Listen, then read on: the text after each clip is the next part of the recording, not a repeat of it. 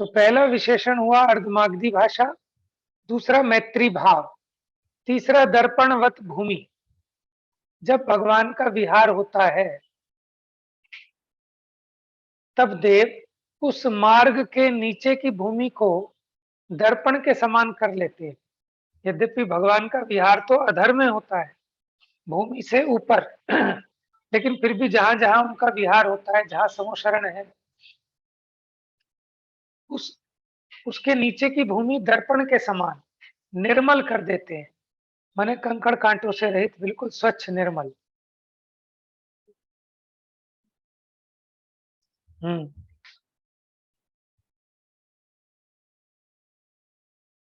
हम्म षट ऋतु के फल फूलों की प्राप्ति, माने अलग अलग सीजन के जो फल फूल हैं वो भगवान के समोशरण में या उसके आसपास के क्षेत्र में वो अपने आप फलने फूलने लगते हैं।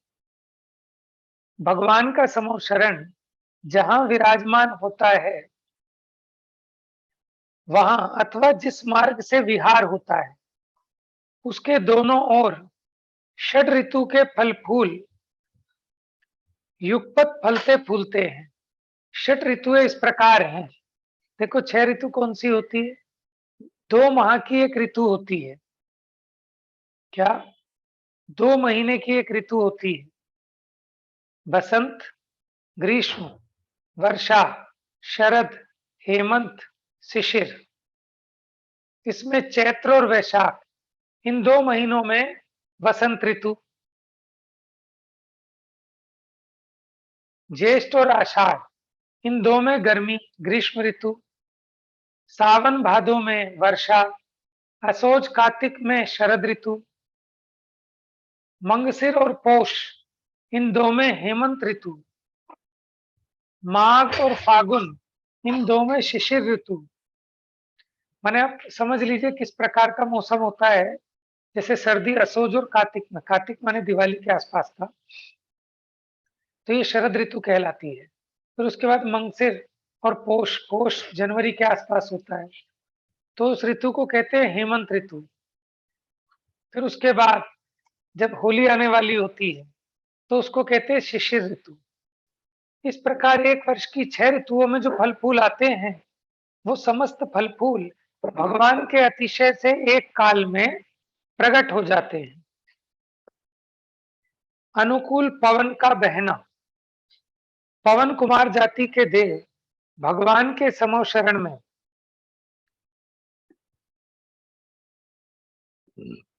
और विहार के समय मंद मंद सुगंधित पवन बहाते जाते हैं। माने मौसम बड़ा अनुकूल होता है। वह भगवान के सम्मुख नहीं आती। क्या नहीं आती? पवन वायु। जहां जहां भगवान गमन करते हैं वहां वहां पवन भी उनके पीछे पीछे ही चलती रहती है। अगला है सर्व जीवों को सुख की प्राप्ति होना। भगवान के समोशरण में कोई जीव दुखी नहीं होता है। अंधा पुरुष नेत्रों से भली भांति देखने लगता है। चार्जिंग पे लगा दो बेटा। लंगड़ा पुरुष चलने लगता है। कानों से बहरा पुरुष सुनने लगता है। वहां भूख प्यास नहीं लगती। क्रोध मान माया लोभ रूप कषाय की चौकड़ी व्यक्त नहीं होती। भले ही कषाय हो लेकिन वहां कषाय व्यक्त नहीं होती। श्वास, कास, खाज, कोड़ आदि की वेदना नष्ट हो जाती है। शरीर में कोई व्यक्त रोग शेष नहीं रहता। समस्त शोक, चिंता, भय आदि दूर हो जाते हैं। इस प्रकार वहां सभी जीवों को सुख की प्राप्ति होती है। 7वां है तृण। तृण माने तिनका, कांटा, इनसे रहित भूमि। देखो भगवान के विहार काल में पवन कुमार जाति के देव उनके नीचे की 1 योजन 4 कोस का, तो 1 योजन लंबी और आधा योजन चौड़ी भूमि तृण कंटक आदि से रहित एक मार्ग के समान करते चलते हैं। जैसे मानो कोई राजा आता है, ठीक है, तो उस राजा के नीचे नीचे एक योजन लंबी, जैसे कोई कालीन बिछाता चलता है उनके नीचे, इस प्रकार से। तो कंटक आदि से रहित एक मार्ग के समान करते चलते हैं, जिसके दोनों ओर एक एक योजन लंबी दो भित्ति, भित्ति माने दीवार, दीवार के समान वेदी बनाते चलते हैं। इस मार्ग से मनुष्य त्रियंच गमन करते हैं। भगवान तो ऊपर अधर में विहार करते हैं, और जो प्रजा है मनुष्य त्रियंच आदि, वो नीचे जो भूमि उन्होंने कंकड़ कांटों से रहित कर दी, उसके दोनों तरफ बाउंड्री भी बन जाती है, तो उसमें वो गमन करते हैं। भाव यह है कि विहार काल में भगवान तो समव शरण की ऊंचाई के समान 6 कोस 1616 धनुष ऊपर, एक कमल से 4 अंगुल प्रमाण ऊपर आकाश में गमन करते हैं।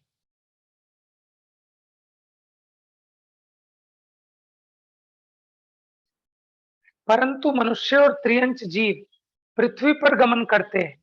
उनके लिए पवन कुमार जाति के देव 1 योजन पर्यंत की भूमि तिनके कांटे आदि से रहित करते चलते हैं। अब ये इसमें है, विहार काल में भगवान तो समव शरण की ऊंचाई के समान, ठीक है, यानी समव शरण कितना था, 5000 धनुष ऊंचा होता है ना, कितने, 20,000, 5 चौक 20, ठीक है, 20,000 सीढ़ियां होती हैं, ठीक है, उतना ऊपर जाके समव शरण होता है। तो यहाँ क्या कह रहे हैं, 6 कोस, एक कोस में 2000 धनुष होते हैं। एक कोस में 2000 धनुष, तो 6 कोस में हो गए 12,000 धनुष।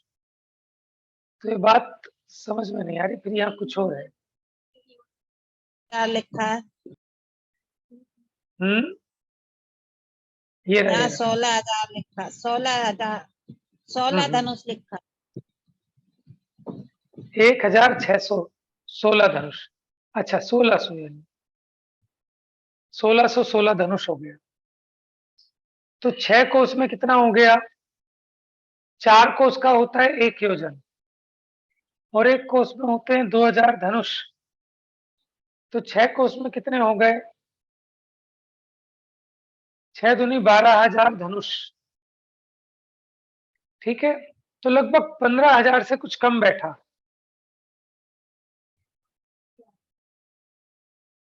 उसके ऊपर एक कमल से 4 अंगुल प्रमाण ऊपर आकाश में गमन करते हैं, ठीक है। ये मैं फिर विचार के बताऊंगा कैसे इसमें इतना कैसे दिया है। विहार काल में भगवान तो समव शरण की ऊंचाई के समान 6 कोस 1616 धनुष ऊपर, एक कमल से 4 अंगुल प्रमाण ऊपर आकाश में गमन करते हैं। तो इतनी ऊंचाई तो नहीं बननी चाहिए, क्योंकि कितना कितना ऊंचा होता है, 5,000 धनुष अंतरिक्ष में विराजमान होते हैं, 20,000 पूड़ियां होती हैं, और कितने कितने हाथ की, एक एक हाथ की पूड़ी होती है ना, एक हाथ ऐसे लंबी या 2 हाथ, एक हाथ ऐसे गहरी, एक हाथ ऊंची, कितनी पौड़ियां होती हैं, 20,000 पौड़ियां। तो कितने हाथ हो गए, 20,000 हाथ हो गए। एक धनुष में 4 हाथ होते हैं, तो 20,000 हाथ में 5,000 धनुष हो गए। तो 5,000 धनुष की ऊंचाई पर, ठीक है ना, माने उस समव शरण की जो पृथ्वी है वो इतनी मोटी होती है, कितनी मोटी, 20,000 हाथ। हाथ कितना होता है, ये एक हाथ होता है, यहां से यहां तक ये एक हाथ है, तो ऐसे ऐसे 20,000 हाथ। तो 20,000 हाथ में हो गए 5,000 धनुष। इतना तो मोटा समव शरण है, उसकी मोटाई, ठीक है। उसके ऊपर फिर वो समव शरण की रचना होती है। तो वो कह रहे हैं कि वो उतनी ऊंचाई पर, उससे भी ज्यादा ऊंचाई बताइए। देखो ना, और ऊपर उसके पहले क्या लिखा है, 6 कोस।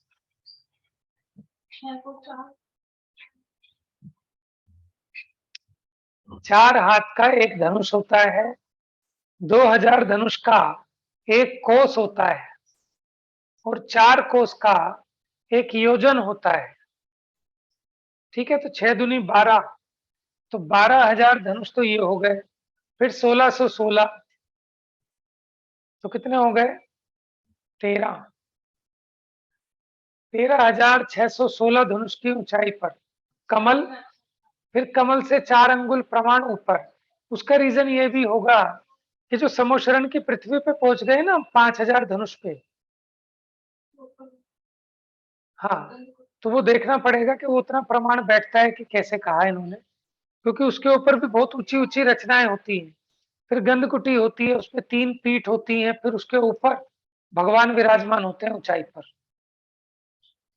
चलिए, गंधोदक वृष्टि, भगवान के समो शरण में जिस मार्ग से भगवान गमन करते हैं, उसके नीचे की भूमि पर मेघ कुमार जाति के देव ऊपर आकाश से अति सुगंधित सूक्ष्म जल कणों की वर्षा करते जाते हैं।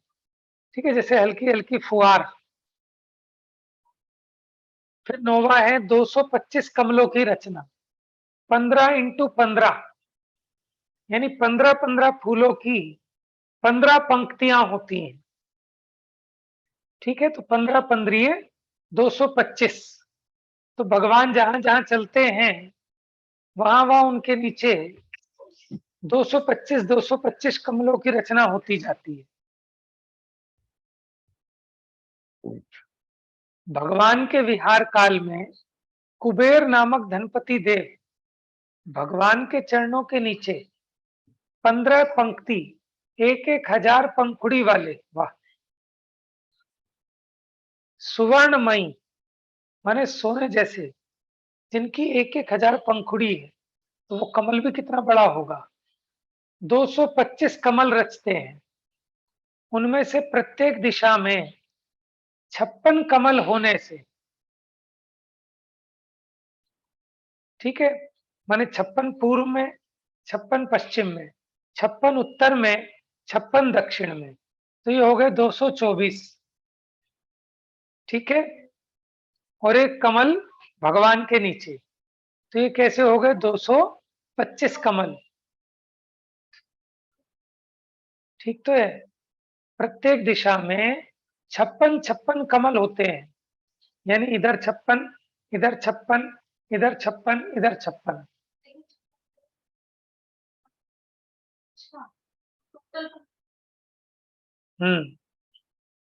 तो 56 चौक 224, और एक कमल इनके बीच में सबसे नीचे। ठीक है, आप बना के देख लेना, 7.5।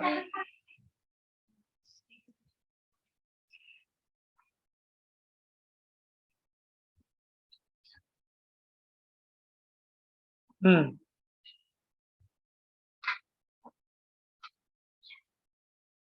भाव यह है, अच्छा, जिस पर 4 अंगुल ऊपर रहकर आकाश में चरण रखते हुए भगवान विहार करते हैं। जब केवली भगवान के विहार संबंधी विहायो गति नाम कर्म का उदय आता है, तब उसे अपनी अवधि ज्ञान से जानकर सोधर्म इंद्र भगवान से विनती करता है कि हे देव, अब ये विहार का समय है। देखो, जो चलना होता है उनका इच्छा अनुसार नहीं होता, वो विहायो गति नाम कर्म के उदय से वो विहार होता है सभी जीवों का।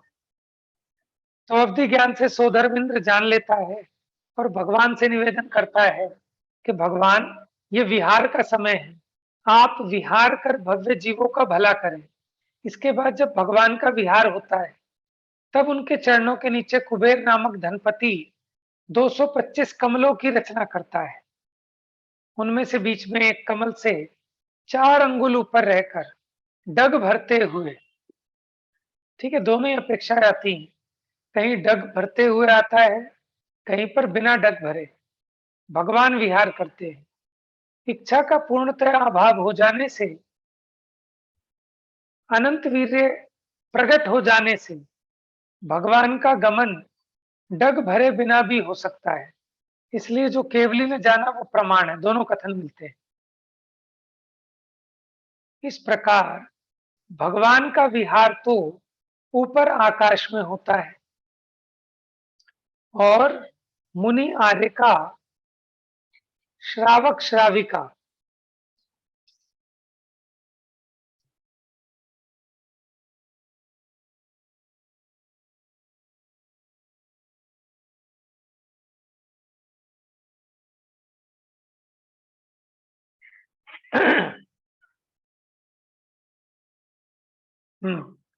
तो मुनि आर्य का श्रावक श्राविका, इन चार प्रकार के संघ का और त्रियंच जीवों का विहार नीचे पृथ्वी पर होता है। उनमें से विद्याधर, चारण रिद्धिधारी मुनि और सामान्य केवली का विहार तो ऊपर आकाश में होता है, क्योंकि इनके पास तो विद्या है ना। विद्याधर के पास चारण रिद्धिधारी पे रिद्धि है, और जो सामान्य केवली है उनका विहार ऊपर आकाश में होता है। तो वो योग्य स्थान में गमन करते हैं, ना तो भगवान के अधिक नजदीक, ना भगवान से अधिक दूर। चार प्रकार के देवों में से इंद्र तो भक्ति सहित हो भगवान के निकट ही गमन करते हैं। अन्य देव भगवान से कुछ दूर रहते हुए गमन करते हैं। उनमें से कुछ तो भगवान के ऊपर चंवल ढोरते हुए, कुछ चोबदार, देखे ना आपने मंदिरों के बाहर लगे होते हैं ऐसे, है ना, सब मंदिर की वेदियों के बाहर, उनकी एंट्री के बाहर वो मूछ वाले एक देव से ऐसे हाथ में वो डंडा पकड़ा के खड़े होते हैं। उन्हें कहते हैं चौबदार, चौकीदार के समान, अपने हाथ में रत्नों की छड़ी लिए हुए, चलो चलो चलो चलो चलो जाओ, ऐसे वाक्य अन्य देवों से कहते हुए चलते हैं कि चलो चलो चलो।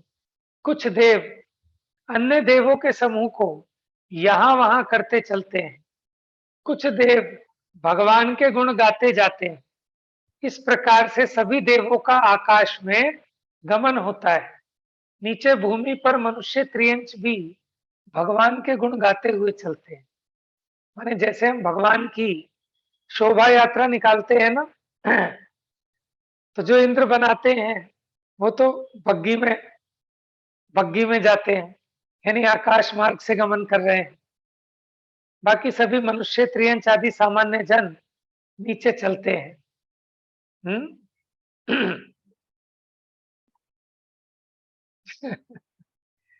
हाँ। तत्पश्चात भगवान जहां जाकर विराजमान होते हैं वहां दोबारा से इंद्र समोशरण की रचना करता है।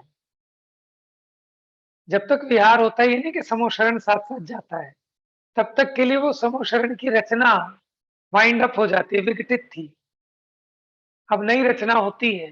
फिर सीढ़ियों के मार्ग से जीव पुनः उस समोशरण में प्रवेश करते हैं। अभी हमारे यहाँ कल्पद्रुम विधान हुआ था ना, तो वहां समोशरण की पूरी रचना समझी। हम्म। इस प्रकार विहार काल में प्रभु के चरणों के नीचे 225 कमलों की रचना होती है। अगला है निर्मल आकाश। जहां भगवान विराजमान रहते हैं वहां आकाश एकदम निर्मल, माने बादल आदि से रहित, निर्मल दिशा। सभी दिशाएं मेघ पटल आदि बादलों से रहित निर्मल स्वच्छ होती हैं। आगे धर्म चक्र, रत्नमयी 1000 धाराओं सहित, धारा होती है उसके बीच में जो आरे हैं, गाड़ी के पहिए के समान गोल धर्म नामक एक चक्र विहार काल में भगवान के आगे आगे चलता है। ठीक है, कई जगह लोग उसकी कॉपी भी करते हैं कि वो वैसा नकली का बना के आगे लेके चलते हैं उसको। जय जय शब्द, भगवान के विहार काल में देव जय हो जय हो जय हो ऐसे शब्द करते चलते हैं। अष्ट मंगल द्रव्य, ये 8 मंगल द्रव्य हैं। चंवर, छत्र, कलश, झारी समझते हैं, जब पूजा करते हैं तो उसके अंदर पानी डालते हैं, एक छोटी सी कप टाइप की समझ लो स्टील की, वो होती है झारी। दर्पण, बीजना माने हाथ से जो पंखा हिलाते हैं। ध्वजा और सुप्रतिष्ठ माने ठोना। ये 8 मंगल द्रव्य भगवान के समो शरण में रहते हैं। इन्हें भगवान के प्रति भक्ति के कारण देव प्रकट करते हैं, इसलिए ये अतिशय देवकृत कहलाते हैं। इसके अलावा भगवान के समो शरण में 8 प्रार्तिहार्य होते हैं। भक्तांबर में आपने पढ़ा होगा, अशोक वृक्ष, इसका नाम ही है अशोक, जो सारे शोक को दूर कर दे, वो है अशोक। भगवान के समव शरण के मध्य श्री मंडप में अशोक नामक एक ऐसा वृक्ष होता है जिसके देखने से ही वहां स्थित 12 सभा के सभी जीवों का शोक दूर हो जाता है। देखो, जो तीर्थकर जिस वृक्ष के नीचे दीक्षा लेते हैं ना, तो वही वहां उनका अशोक वृक्ष होता है। ऐसा नहीं कि यहाँ पे एक अशोक नाम का जो वृक्ष है, ऐसा मत समझना कि ये वाला अशोक वृक्ष। अशोक नाम तो उसको इसलिए मिला कि वो जगत के जीवों का शोक हरने वाला है। लेकिन जैसे किसी ने बड़ के पेड़ के नीचे दीक्षा ली, तो समो शरण में वही बड़ का पेड़ होता है। किसी ने साल के वृक्ष के नीचे दीक्षा ली,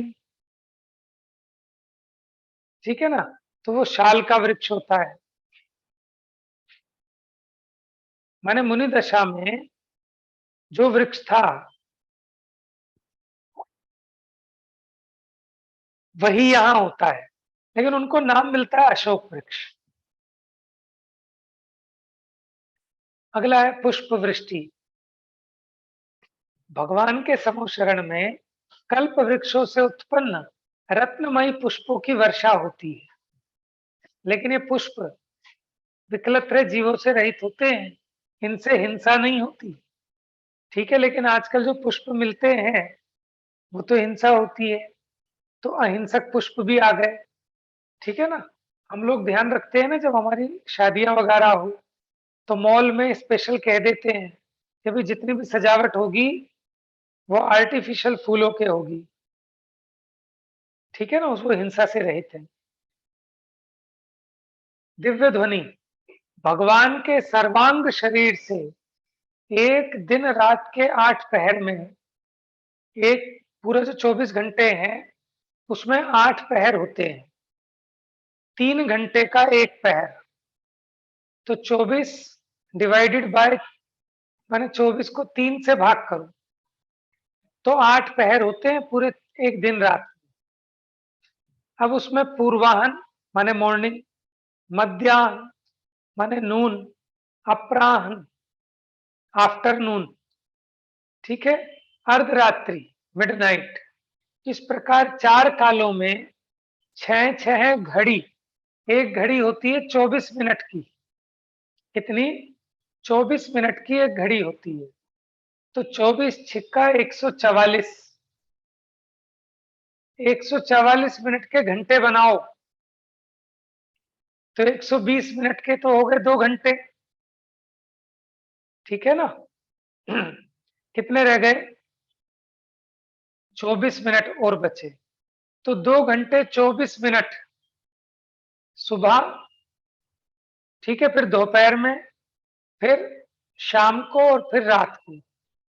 तो इस प्रकार 4 बार, तो 2 चौक 8, 24 चौक 96, 9 घंटे 36 मिनट, ठीक है।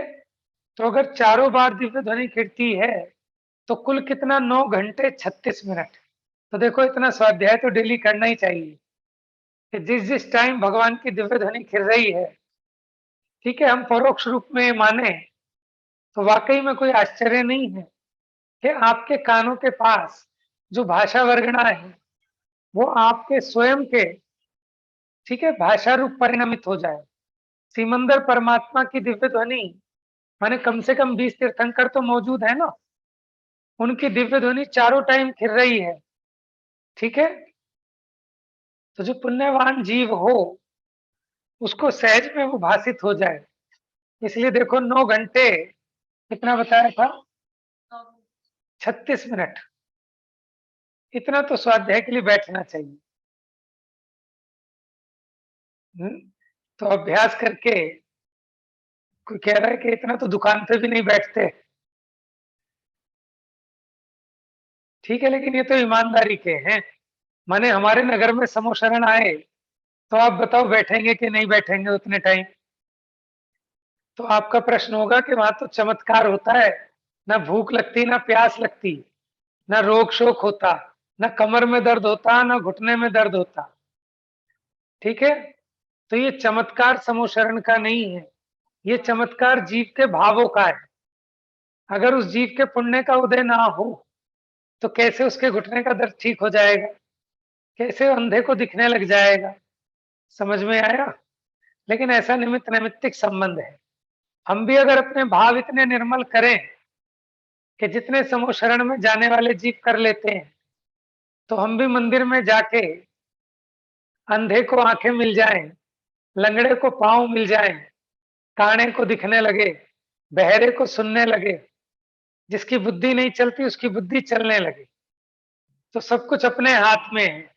जैसे हम परिणाम करेंगे वैसे फल को पा सकते हैं। तो ये जैन धर्म है कि जो जन जन की नहीं, कण कण की स्वतंत्रता का उद्घोष करता है कि आप अपने मालिक स्वयं हैं, आप जैसा चाहें अपना अच्छा और बुरा कर सकते हैं। ठीक है ना? तो बाकी चर्चा तो ये आ गया ना, 9 घंटे 36 मिनट प्रमाण, अक्षर रहित, अक्षर रहित मेघ की गर्जना के समान दिव्य ध्वनि होती है। भाव यह है कि केवली भगवान के होंठ, तालु आदि हिले बिना सर्व शरीर से वाणी खिलती है। लेकिन कई कई जगह ऐसा भी आया कि मुंह से ही वाणी खिलती है, तो दोनों कथन मिलते हैं। तो जैसा केवली भगवान के ज्ञान में आया हो वैसा प्रमाण, वह मेघ की गर्जना के समान निरक्षरी, अनुभयी, गंभीर है। अनुभय इसलिए न सत्य रूप न असत्य रूप। एक दिन रात में 4 बार 6 घड़ी प्रमाण तो स्वयं अपने आप फिरती है। और अगर कभी इंद्र, चक्रवर्ती, गणधर देव, सभा नायक आदि कोई अन्य महापुरुष प्रश्न करते हैं तो उनका निमित्त पाकर अन्य कालों में भी भगवान की वाणी होती है। ऐसा कथन गोम्मट सार जीव कांड के ज्ञान मार्गना नामक 12वें अधिकार की टीका में किया। देखो, वीआईपी के लिए हर जगह व्यवस्था है, वीआईपी कल्चर समूह शरण में भी है कि कोई भी इंद्र, चक्रवर्ती अगर गैर टाइम में भी वहां जाएगा तो भगवान की वाणी उस समय भी खिलेगी। ठीक है, तो भगवान भी पार्शल हो गए कि भगवान तो वीतरागी हैं, उनके पुण्य से वाणी खिल रही है। इससे समझ में आना चाहिए कि भगवान नहीं, वो तो जिसका पुण्य है उसके लिए असमय में भी